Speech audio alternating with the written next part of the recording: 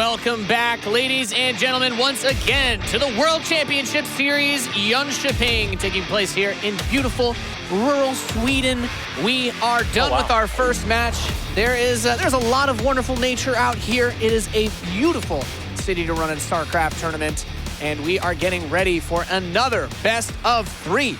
I'm Nathanius, joined on the desk now by two of my favorite people. One of them won't leave me alone. It's Jeff in Control Robinson and Benjamin to Muslim Baker. In Control, make your jokes. Let's go. You can get it out of your system. It doesn't work that way, Nate. Can't put him on the spot. You can't do it. Yeah, I'm like a certain kind of troll. You know, I don't operate in the shadows per se. Under the bridge. Not even a bridge, I would say. I mean, I'm quite in the light. I'm quite out. I'm out there. We're not under a bridge right now. I'm coiling and waiting for you to say something, then I snap. Okay. I snap like You're waiting to pounce. Something like that. Pounce is probably the better act. How are you doing, to Muslim? It's always, I haven't seen you in a long time, so I was very happy to be working with you. I mean, you saw him over there. How you doing, Ben? Anyway.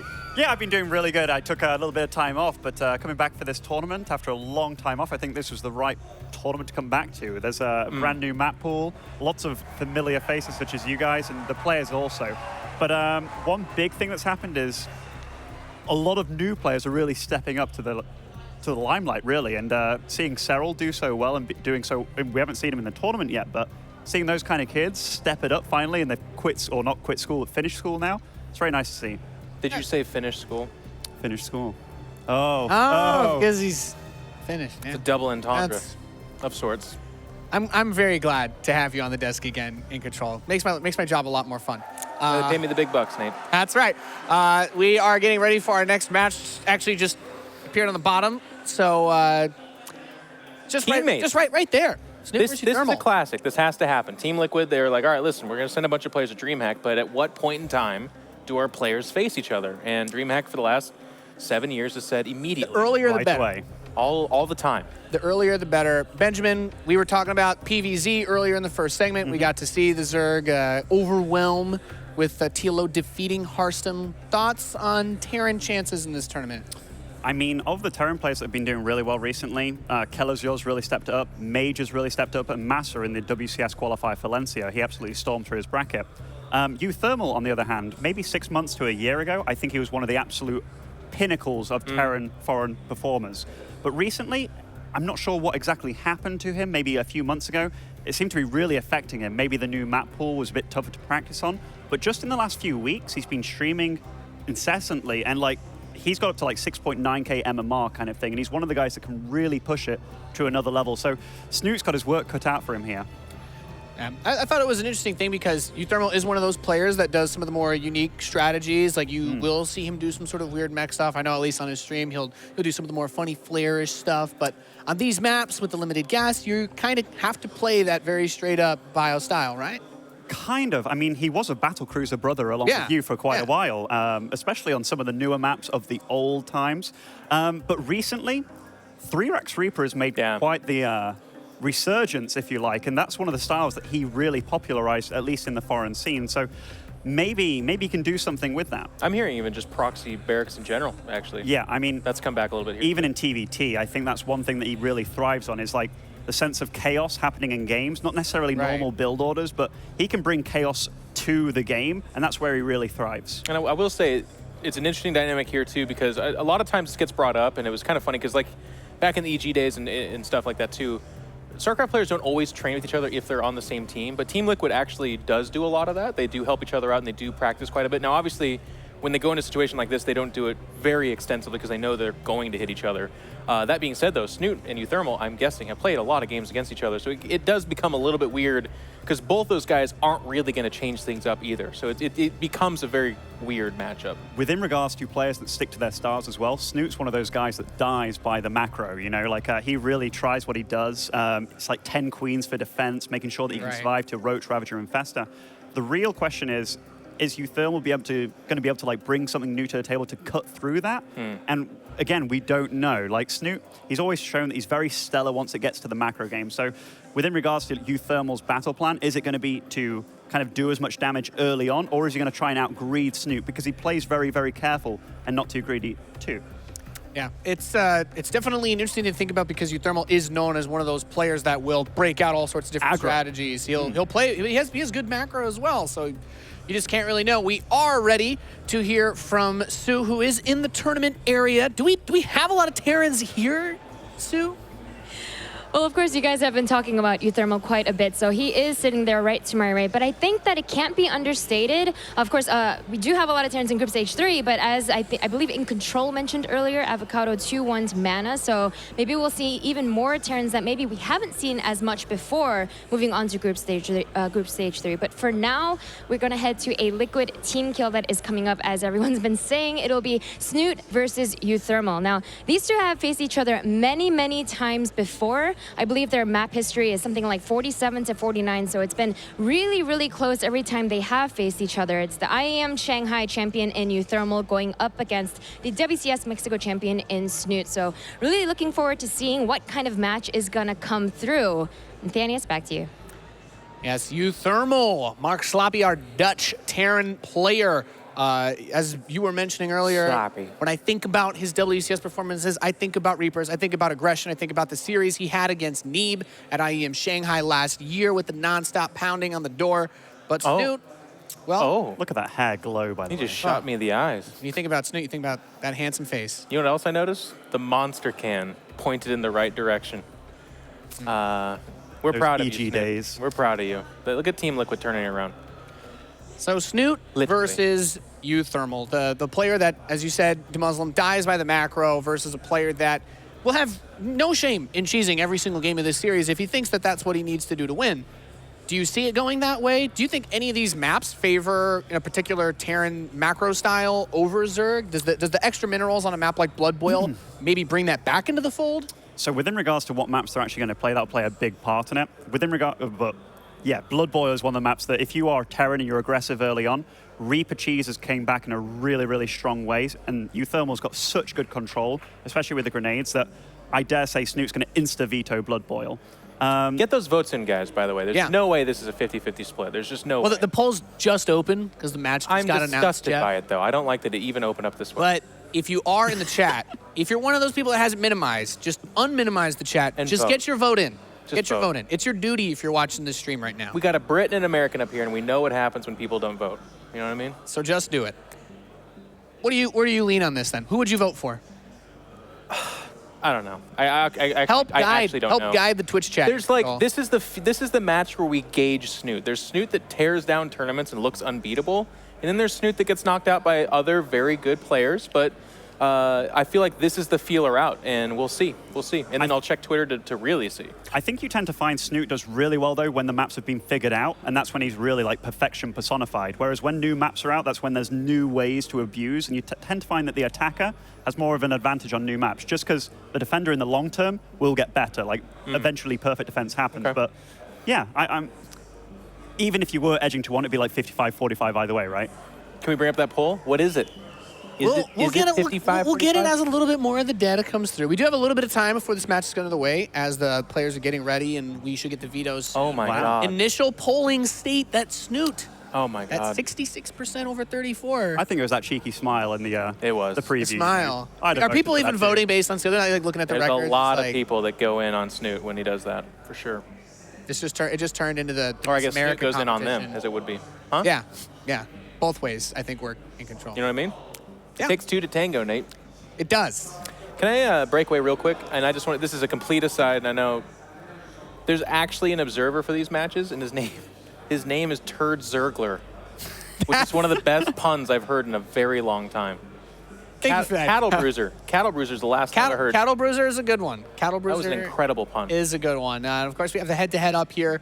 As these players, I like that stat that was mentioned up. They played something like 40+ games. They come against each other a lot. This is almost like the new Bunny versus Snute, by the way. Like Schlappy just came in and just takes Bunny's place, but he's just the more aggressive Terran. But these guys, yeah, they play all the time. And I believe that MMRs are fairly similar on the ladder. Like a while ago, your ladder ranking didn't really mean that much. But now you find that the top few on the ladder really are the top few in the foreign scene. And Snute's always up there. And uThermal, when he plays, man, he's a top 5 player as well.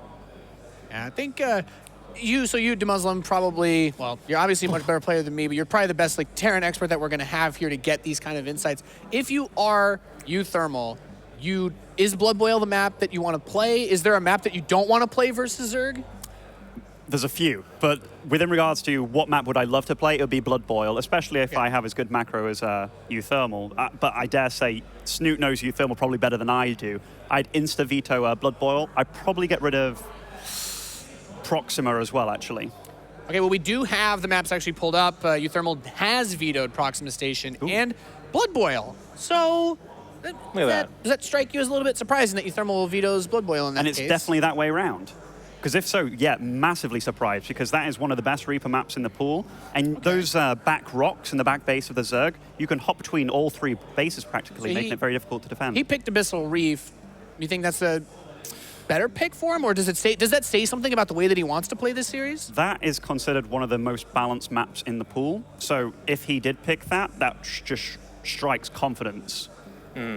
Like it really does. And what is the pick? We have Sequencer got through. Sequencer for Snute, and the third decider map would be Defender's Landing. Sequencer I find very funny that got through, of all maps. The third base, in fact, no.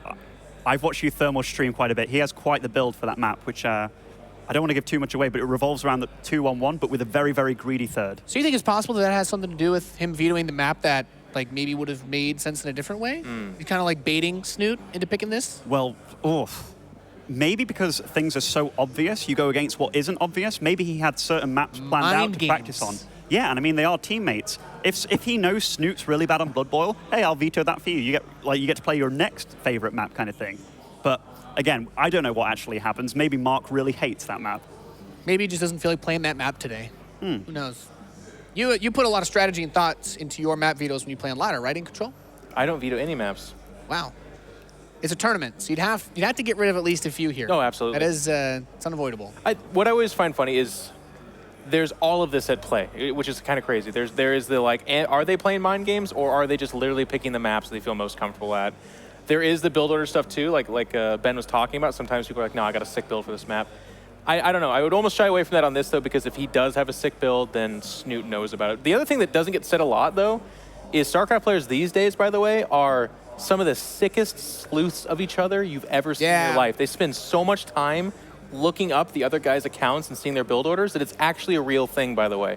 Nobody really talks about that, but that is actually super big. Yeah, that was the first thing that came to my mind, is just how much of it is mind games, how much of it is these guys have played each other a million times, so it probably makes more sense if you want to catch them off guard that you go for a worse map.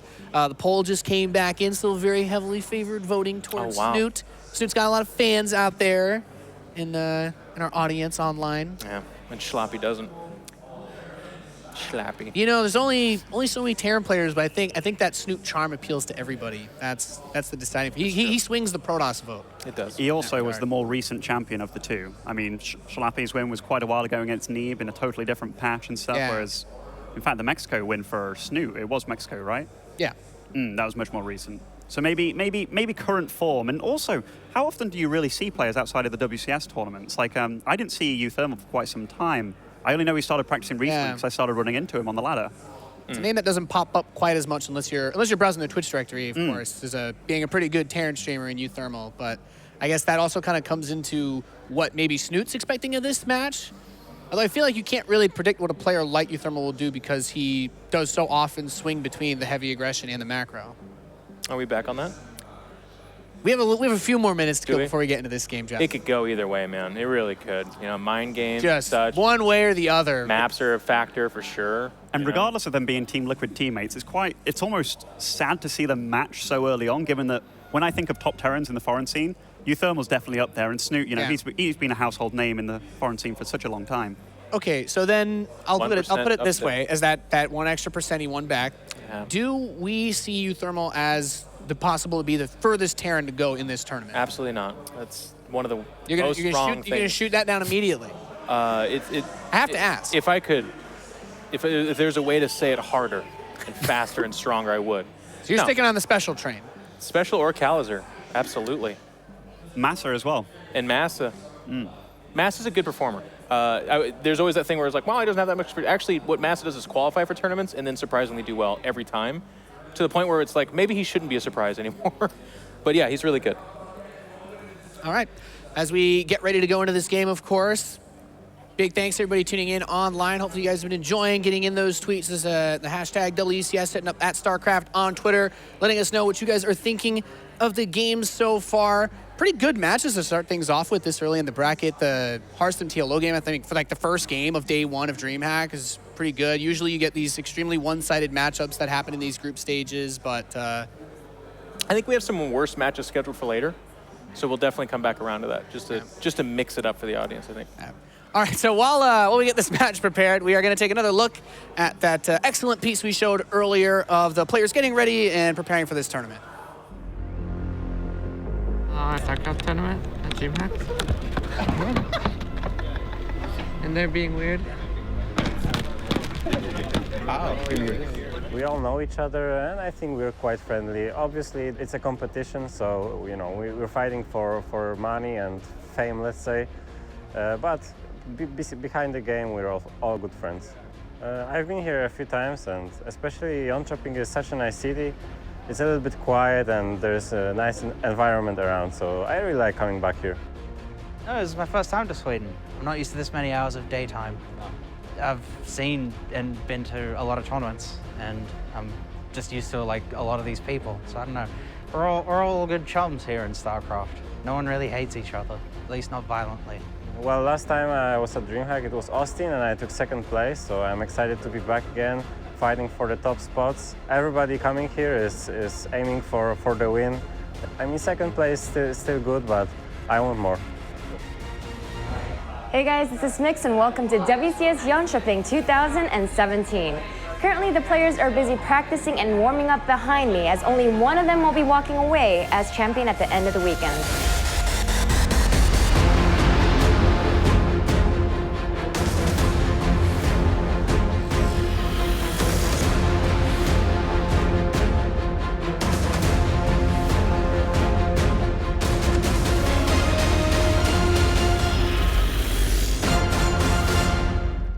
And we are just about ready to get into that next match. Of course, always good to hear about the players. To Muslim, they all said that they're chums. But do you have any enemies? Who do you hate, Ben? Who do you hate the most? Wow, what a nice question. Out of other people that play StarCraft. When you I don't go to hate any sleep of at them. night, We're all come on, friends. Ben, you hate somebody. Who is your voodoo doll of when you need to rage? There's players that I find aggravating to play against, but there's nobody that I hate Let it out. personally. Let it out. Who cheeses you the hardest on live? Oh, Ben loves the everybody. I hardest. believe it. Ben's the cheeser, by the way. He's I he tend to who find people knocks. probably hate me more than I hate them, just Okay. because of the Proxy 2-Rax era. Okay. Yeah. So the players you hate to play against are just the ones that are good against cheese. Pretty much. Okay, that's fair. That's fair. We have another look at the head-to-head here. Of course, this players just getting everything sorted out with the PC so that we can get into the next game as soon as possible, as we are very close to getting there, I've been told. Yeah. But Jeff, anybody in particular that you don't like playing against? Playing on the trench, being in the trenches known as the North American ladder. No, when I was a pro gamer, I didn't mind playing anybody for the most part. There was always a little bit more tension playing El Gregorino. I think that was Yeah. because I really wanted to beat him, but then at the same time I didn't want to beat him because I was fearful for the Everybody emotional in the house. reaction. But no, what I like about that video and what I was kind of laughing about earlier is StarCraft people are very close, actually, which is really funny. And it's an individual sport, and even if you're on the same team, you're competing against those guys for your existence, basically. And especially Right. at this stage of StarCraft, where it's like, there's not 30 tournaments in a year. You're not sharing the podium day in, day out with all these guys. We're down to a few WCS events, a couple of IEMs, and that's it. So they are friends. We've been around each other for a long time, but it's really interesting because when it comes to this tournament, those friends will, as Ben was talking about, will pick the map they know you hate the most for any edge they can get. And if their teammates are like, I'm going to pick that map you think's the worst because I want you to lose. That's a kind of crazy concept. All right, well, a little bit of insight into that pro gamer attitude. We are ready to go into our next series. It's going to be uThermal versus Snute.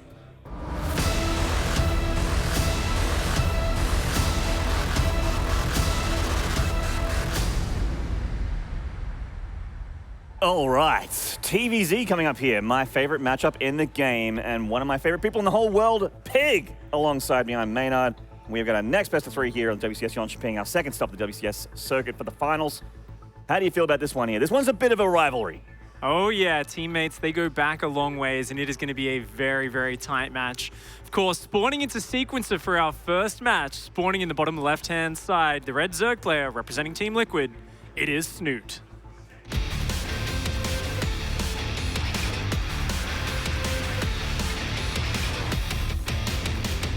And in the top right, Mark Schloppy himself from Team Liquid as well. This is uThermal. Guys actually both have really cool names. I can't think of actually anything. I can't think of anything cooler than literally having the last name Asgard, which is Snoot's last name. Now, a low ground building placement here kind of leads me to believe that he's going to get aggressive here, Pick. This is such an interesting map, and you know, Ben was saying it on the desk there. He was surprised this map got through, but something we have been seeing a lot of is that 3-Rax Reaper play on this map. Yeah. SCARLETT and a few of the other ZERGs have been talking about it a lot. They've been saying it's really hard to play against this. We saw Massa pull this out in Challenger recently, do really well with it. But I've got to say, Snute has got to be thinking of this. He's got to have it in his mind. Well, he's already opened up with the spawning pool first, and I think he's definitely going to be looking out for this. Yeah, these players know each other very, very well. They're very, very close. They've been on teammates for, but even before they were teammates, these two had a bit of a back and forth going on for a very, very long time here. And like you said, Snute reading the opponent very, very well here. He's playing the opponent more than the matchup right now. He's like, okay, early pull because I know that this nerd on sequencer is tending to go for this 3-Rax Reaper play. And this is going to be super committed, Maynard. That is a barracks first, which means the very first Reaper is going to come out very fast. But to keep up the 3 barracks Reaper production, he has to drop a second gas geyser here. This isn't that gas first variation where you delay the first Reaper by a little bit, but you get a faster command center. This is like, I'm going to be building Reapers for the next 4 or 5 minutes. Like, there will be a command center eventually, but only after I've got about 12 Reapers out. And potentially, he might even go into that crazy 5 barracks Reaper that we've seen in Korea recently. So a lot of wildness that can come out. Of course, the reason this is so powerful in this map is those ledges. There's so many areas to jump up and down. Defending this with Zerglings is near impossible to get that surround. Yeah, there's a good spot in the main. The main's very, very big. First Reaper coming in here, seeing the drone transfer of Snute. He probably sees with this hatchery timing that, okay, you know, you've gone pull first. So there's already a queen here. Lings soon to follow. Snute getting you know, saving that drone there, turning it into Spore Crawler and unmorphing it, getting it back to work. But second Reaper joining up here, and they are going to start coming 3 by 3 here as the third Rax is done for uThermal. No Roach Warren on the way yet for Snute. This is his first inkling that there are more Reapers on the way, and he does now. Oh, he's taking a lot of damage on that queen. Yeah. She's going to have to retreat and hide. He does have more queens and a lot of Zerglings on the way. But remember, Zerglings versus Reapers, they're going to need to try and find a surround, but it's going to be really difficult. It's all going to come down to the micro and how well uThermal can avoid letting those Zerglings get in contact with the Reapers. And uThermal is one of the best microwaves I've seen in the game for foreigners. He's always had incredible marine splitting, and his Reaper control also pretty immaculate. The Lings here of Snute looking like they want to catch these Reapers in an area where they can't abuse the terrain as much. The grenades from uThermal, though, keeping these Reapers alive. Flawless bombs there from uThermal, but I love this move from Snute. Just pulling those Reapers away, it gets it away from his drone line, and we can see him taking advantage of that. The production tab is all drones for Snute, and a third hatchery. So Snute really trying to build that economy in this early stage, and this is so important. Normally against 3-Rax Reaper, there isn't this much space, but notice, even here, look at this Snute. Even though he doesn't really get the Reapers, just trading a few Zerglings and buying himself so much time. He's already up 10 workers, and that first command center for uThermal, it's only just getting close to finish now, Maynard. It's absolutely right. If uThermal doesn't get drone damage done here or start to pick off Queen's production from the Zerg, this opening's going to really hurt him as we get into the mid game here. Third hatchery being taken for Snute. It's being taken at the sort of the jankier third base where there's only 1 gas and less mineral patches. But it's, you know, it's a little bit of an abusable spot here for the Reapers, I got to say. Slight correction on my part. I did say he was 10 drones ahead, which I thought was crazy, but just the edge of my screen was cut off for a moment, but it's all good. Okay. I can see it now. So the economy is actually a lot closer than it could be. The Reaper's still looking for more damage, though, and Evo Chamber's already on the way for Snute. He does have a lot more drones coming in. Nice scan on those creep tumors. uThermal just going to break that up, make it so the bases can't be connected. Oh, here comes the damage. Those Reapers looking for it. Those Zerglings coming in, but the Reaper bombs are good. And this is one of the most abusable spots here on this map. The Reaper's finding a very, very nice spot. They're going to get a queen kill here, and they're starting to damage the others. This queen halfway dead, and he's getting into the drone line, starting to shave off a couple here. The Lings getting right up in the face of the Reapers, but they have this ledge where they can just micro back to safety. uThermal shades of As ever be, he's had enough. Shanghai, man. This is how he won his tournament last year. uThermal, when he can dictate the pace of the game, he is such a monster. And this one's in his hands right now. He's in control. But Snute not falling apart or anything yet. His Zerglings once again in position, looking to zone out these Reapers. Oh, very good micro from Snute, dodging those bombs. The upgrade's already starting for Snute, and now he is getting that worker lead. So I think uThermal, he can't lose these Reapers right now. Otherwise, Snute's going to run away with this game. He needs more damage. That was another great scan there, getting 3 tumors. Some of the Reapers getting taken out here for Snute. 3rd CC on the way here for uThermal on the way back, and he is transitioning, getting stim and getting his Marine production out. Wow, Snute here is just so calm in the face of this. He realizes that Reaper production has stopped. And knowing there's only about 8 Reapers left, he's only got 14 Zerglings, but he's completely cut Zergling production, and he's just droning like a crazy person. Snute here, always so impressive when he's towing that line of greed. And also impressive from uThermal to deny this creep spread of Snute. He's really been shaving off these tumors. This queen count really not mattering at the moment here. So they do have to come down here and bat away those Reapers for the most part. But uThermal looking like he wants to try and get a few more drones, make these Reapers a little bit more worth it before he goes full transition into his his bio-factory play. Great play from Snute, though. Still just keeping up that worker lead. He's got the double upgrades. He's got the lair on the way. Of course, though, here come the double medevac already moving out across that map. Yep, and Stim's like done. You pointed it out, Maynard, there's no creep. The Reapers have just come in, they've sniped tumor after tumor, and this is something uThermal has invested in. He's put a lot of money into that. He has actually scanned multiple times, and now he needs to use that mobility advantage he has over Snute with his double drop, and he's probably going to jump the Reapers in the left, and he's going to come in the right-hand side with a drop at the same time. All these Reapers coming up to a lot of lings. Grenades are very nice, though. They shave off a few of those lings. This queen actually could be taken out. No, he decides to pull back here. Some of the lings are actually still looking for that wrap around the Reapers. Oh, wow. Very nice surround there. The Reapers are going to actually blast those Zerglings away, though, and the drop runs into the natural at the same time. uThermal, 2 places at once. These Marines still have stim. Snute doesn't seem to have enough units to be able to deal with this in 2 places at once, Pig. Oh, man, these Reapers getting even more damage done and going out with a bang, dropping those grenades. And really, here is the real damage. The combat shields is finished. Those Marines tearing apart everything. Snute taking so much damage here. There's potentially game ending as the Queens go down, the Lings go down, and these drones have nowhere to run and nowhere to hide. Oh, wow. Drones being forced to fight Stim Marines. Never something you want to see as a Zerg player. And Snute here just caught being a little bit too greedy. uThermal with the delayed upgrades just going straight into this fast double drop follow-up. He's found the damage, and I mean, this is a massive lead for uThermal. Yeah, almost unlosable at this point here, but, you know, stranger things have happened. Snute's going to pick off, looks like, nearly getting one of those medevacs, but not quite.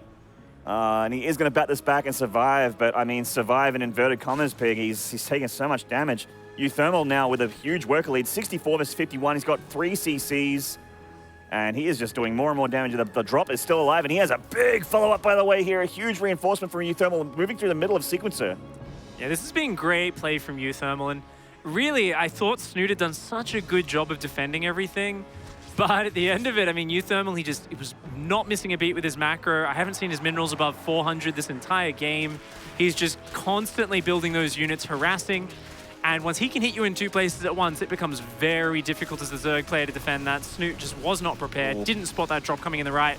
And now, more and more Marines coming across the map, and Snute, he's going to need some magical defense against this Maynard, but it looks like he just doesn't have anything. He only just started morphing Banelings a little bit too late here. The Marines are on top of them, Pig, and there goes the Banelings. Wow. And there's a Widowmine still alive. There's a ton of Marines here, ton of medevacs, and I think that's going to be a little bit too tough for Snute to hold back. That uThermal decides that he wants to pull back and be a little bit safer here. I mean, you got to remember, this is such a long map, so every time Snute holds like that and he barely hangs on, you know, to the untrained eye, it might look like it's like, oh, Snute's hanging on, but you got to remember, uThermal has a new army sitting at home. He can bring that across. He's got so many more units behind this. He's got a massive economy. He's got a worker lead, which you never want to see as a Zerg player playing against TERRAN.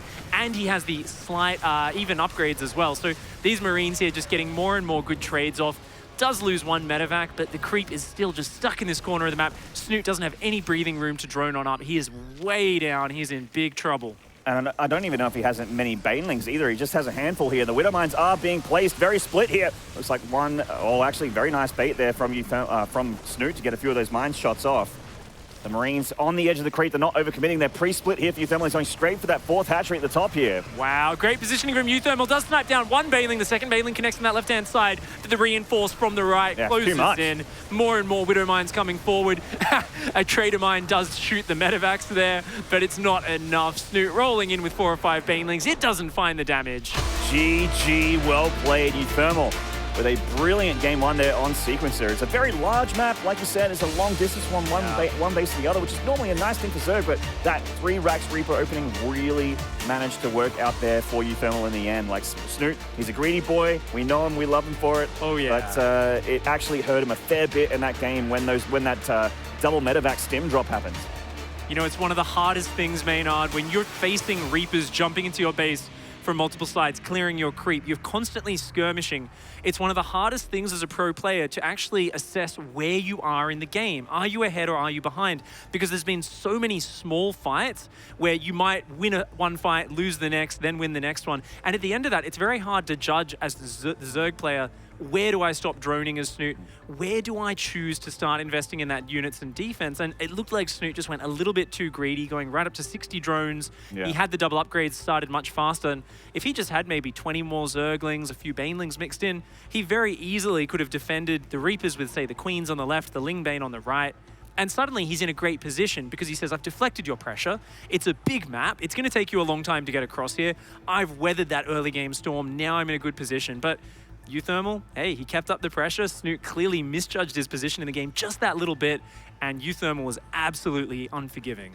Absolutely. He smells blood in the water. He takes him out just like a big great white shark. Oh, yeah. We're going to have Abyssal Reef. Speaking of sharks, they're going to be our next map here. We're going to head underwater. And this is a map, like Muslim said, it's balanced for the most part. There's a lot of abusable terrain. There's a few spaces for the TERRAN and the ZERG to be very cheeky. But, you know, we know that Snute is the kind of player. We'll talk about the players a little bit. You know, uThermal is one of those aggressive Terrans. He's very micro-orientated. The early game is his. Yeah. But Snute is the ZERG. He wants to get to the late game. When Snute gets from mid to late game, he's got that 70 to 80 drone economy, 4 or 5 hatcheries. He is a monster. So hard to stop. Oh, yeah. He is really solid as a rock when he gets to that point. And, of course, this is a map which he's going to be a lot more familiar with, one which he is very comfortable on. I mean, Muslim with a great analysis before saying if Snute's had time to figure out a map, he is always going to be rock solid on that one. And let's introduce him. In the top left here, the player in question from Norway, the Team Liquid ZERG. This is Snute.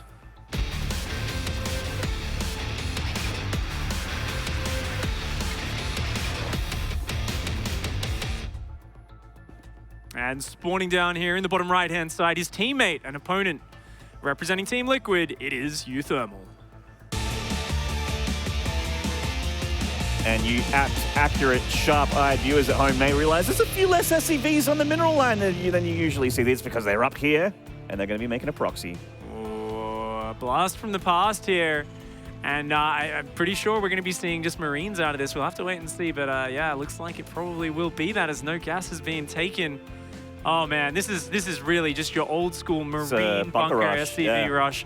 This is all about the surprise, and Snute, his Overlord, his first Overlord is not going in the right direction. There's no way that will spot it. His second Overlord probably will, yeah. Probably will see it. Yeah, it will. And that is very fortunate for him because he needs all the warning he can get. He has gone spawning pool first, which means he has earlier access to Zerglings and Queens. He could potentially go Ravagers. I know a lot of Zergs like to go that one-base Ravager against this. And it's going to be very interesting to see where this one goes.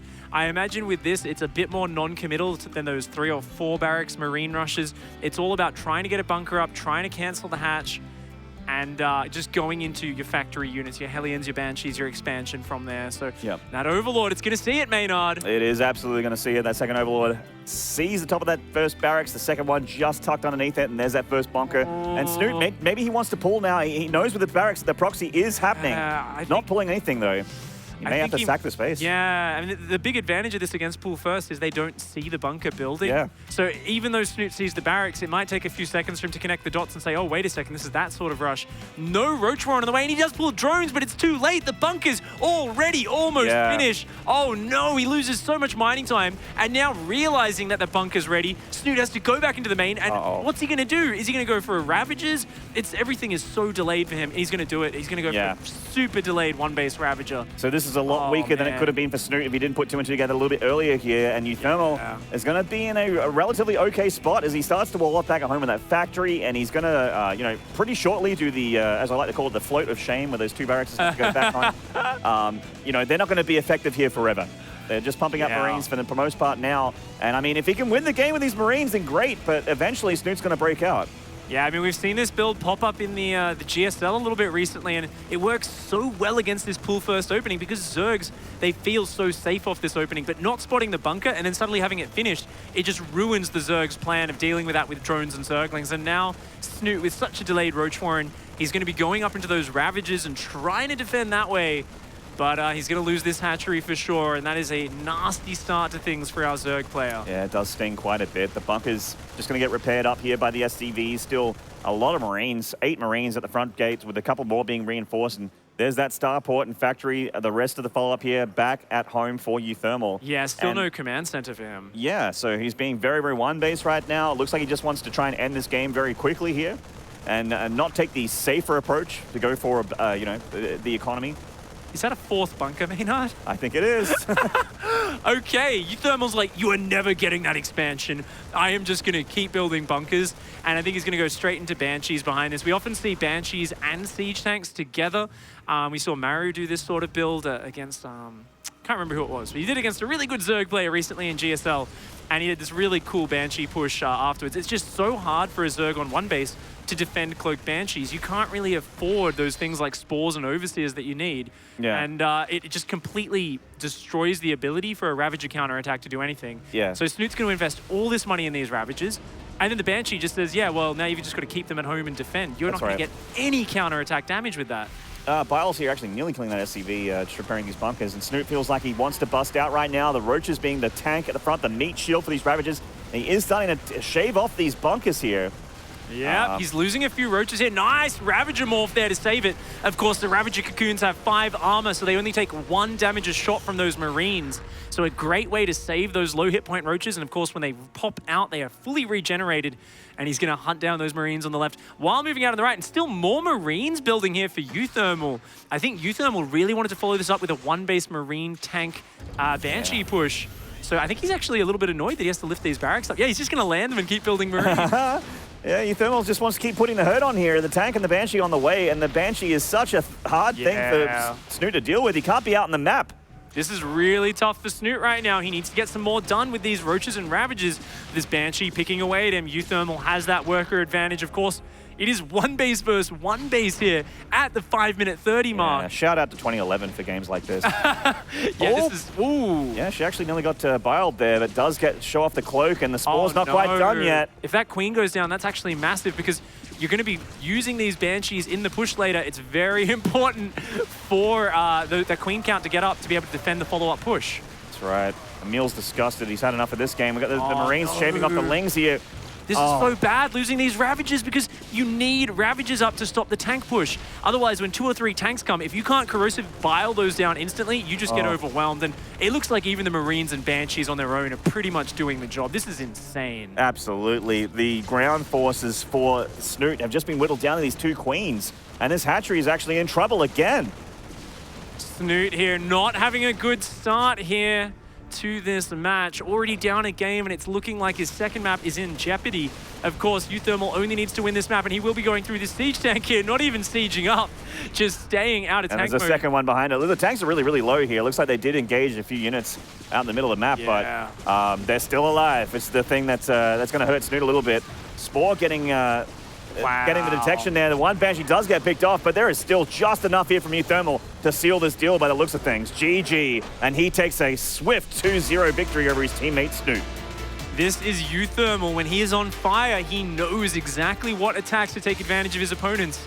He struggles if the opponent can just kind of deflect everything that he has throwing at him, but uThermal is always a guy who is not afraid to dig deep and find something a little bit cheesy, a little bit cheeky to take advantage, especially when he's playing against a teammate like Snute, who he knows so well. He knows, and I mean, Snute was like, hey, I'm going to go pull first because I know my man uThermal likes to get those Reapers out, but uThermal played on that by saying, hey, if you go pull first, I'll just Marine bunker rush you. You won't see it coming.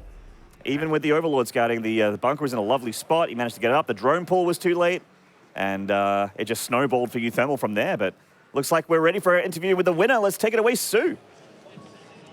Thank you very much, Maynard. It looks like it's another Liquid victory, though I guess, to be fair, this was another Liquid team kill. Very, very common to see. First thoughts over beating your friend and teammate Snute. Actually, before the game started, I kind of joked at him. I was like, hey, you're ready for that team kill? And then the groups came out, and of course, it was me and Snute. So it's a bit sad, but like we're among the best players here, so it's really common. Even if we don't play now, that we'll play later. So I just accept it, I guess. And headed into this tournament, I know that Liquid is common, frequently does do a lot of boot camps and things like that. Headed into this particular tournament at WCS Jönköping, how did you guys prepare? This time around, it was really different because there were also the challengers and a lot of things going on, so we didn't really have the time to boot camp. And the summer is always really busy, so I don't know if we will. We might do it before Montreal or something, but this time it was just everyone was doing on his own. And personally, I think we're in a lot better shape than Austin. Like, I went full try-hard mode. Like, I was so disappointed in Austin and not qualifying for the challenger for this one that I started playing crazy. I went 14 hours a day, every day. I was super stressed the last 2 weeks because I was playing way too much. And but I do think it's paid off. Like, I actually think I'm in championship form and I could take it home here. So I think we could do well as Team Liquid. TLO is also doing really good. Yeah. It's really refreshing to hear your confidence. Always really great to hear that. And just, I know you've been saying that you were practicing a lot, 14 hours a day. Was that pure ladder, or was it also like custom games with your teammates as well? Mostly ladder, but sometimes custom games. And a last question for you. I know that Snute is a person that you've played almost just so frequently because both of you, as you mentioned, are such great players. It's 47-49, I think, in maps, so it's really, really even. So coming into this, did you still feel like you had the edge, or were you not sure? This time I had the edge for sure. Like, I think usually it's a bit favored towards him. The score is really even, so it doesn't say it is, but normally I feel like he has a slight edge, but this time I was pretty sure I was going to win. Well, great to hear your confidence. Best of luck in this tournament. We'll see if you can move on all the way to that grand finals in championship shape. But for now, let's head back to Nathaniel and the boys at the desk. An awesome match, an awesome performance from uThermal, bringing out the aggressive play. As we discussed before the series began, the Cheese ended up having a very, very big influence in this series in Control. I guess so. It definitely began with that kind of Cheese, but these were openings that we had talked about seeing, and then we saw them. And I know Snute knows that these are on his radar as well. So it's not like he busted out these crazy new builds that he's never seen before. It's just that actually Ben said it walking up here, it felt very clinical. It felt like they were pulled out at the right time. They were executed very well, championship form, like we heard from the man himself, Mr. Schlappy. And then he went on to close out the match very quickly too. Sometimes you can mortally wound someone like a Snute, but then the game goes on 25 minutes later and there's some moments where he can come back. Snute never had a chance in this series. He was constantly just snuffed out. It feels like the Team Liquid players are usually very open to berating themselves if they think they're not in good form. Like, it's not uncommon. I think we've heard uThermal before at tournaments be like, yeah, I'm not in good form. This isn't my top peak condition. How much does it say to you, DeMuslim, that uThermal came out and he was like, yeah, I actually think I could take it home? I must admit, I took a step back kind of thing hearing that, because it's so not common for a player to be like, yeah, I think I can actually win this whole thing. Like, I'm in very good form. So, yeah, I mean, it speaks volumes. And the fact that he got these games out the way as fast as possible against a real top contender such as Snute, A, it didn't give too much away about the rest of his ability, and B, it just showed, uThermal is ready and he's here to win. Yeah, and we do actually have a game that is going on right now. You guys have been following TLO versus Cham, that bracket match that we were talking about. Looks like they're in the middle of a bit of a Roach Ravager fest, DeMuslim. Bit of a knife fight going on here, it must be said. TLO's got a bit of an edge here with the supply. But within regards to this is the start of the series, so this could go any way. At the start of the game, TLO actually had 50 workers against 30, so the fact that Cham's managed to claw his way back in here, and it looks fairly close, that says something to Cham's ability. All right, well, that series is still in its first game, so we don't quite know where that one is going to end up. But a lot of action so far. Any final thoughts on that series from you guys? The aggressive play, I think, does a great job in terms of, you said clinical. Didn't really show too much of what uThermal's late game might look like in a TvZ, since we've been talking about ZERG players probably having very deep runs in this tournament. It's still early. Don't count Snute out yet, but I have to agree with Ben. I do like hearing that confidence from a Team Liquid player. A lot of times, even almost as a team dynamic, they're they're very like, oh no, we're not. I'm not in good shape. This is not good. They'll say that, and Snute will say that on his way to the finals of a tournament. And you're like, okay, Snute. But now to hear that confidence this early in the tournament, by the way, we'll see. But we still, this is the second match we've had on stage. There's great results going on in the other partnered streams. You should check them out as well. But I feel like we still are missing out on our big names in the meta right now. Your Showtimes, your Neebs, Special, we've been talking a lot about him. I know SCARLETT's back there doing really well as well. Stefano winning a series. So I'm excited to see how this all pans out. It's very early. I do want to add something, though, about uThermal's swift 2-0 victory.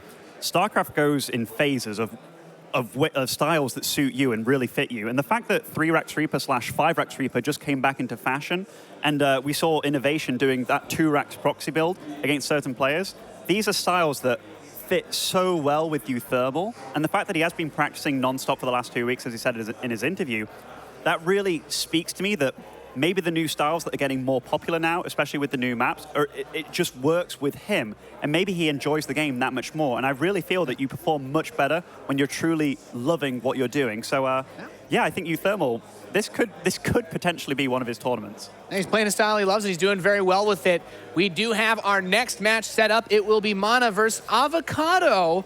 And I think that's going to be a bit of a steel cage death match because they already played in this group, right? Avocado was the victor 2-1 earlier in this. So this is that classic. I've said this before. Whoever knocks down someone into that loser match and they claw their way back up, watch Mana win this one now. That's how it always happens. It's going to be an interesting series. We'll be back with that after this short commercial break.